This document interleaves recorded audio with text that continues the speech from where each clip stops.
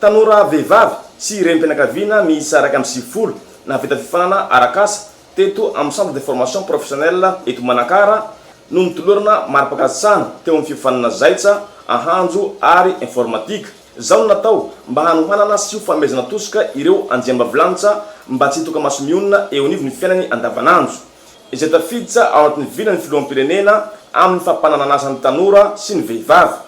Tutosha chacun sy andavany zany ny fizarana zany attestation sy certificat zany ato amin'ny centre de formation professionnelle Manakara.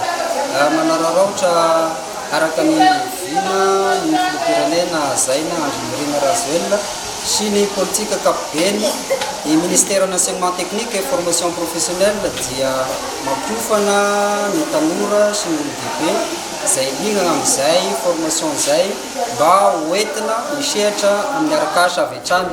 Ny toerana zay anaovana an'izay moa dia ao ny centre de formation professionnelle, ao ihany koa ny lycée technique ato agnatin'ny faritra Vatovavy Fitofonana.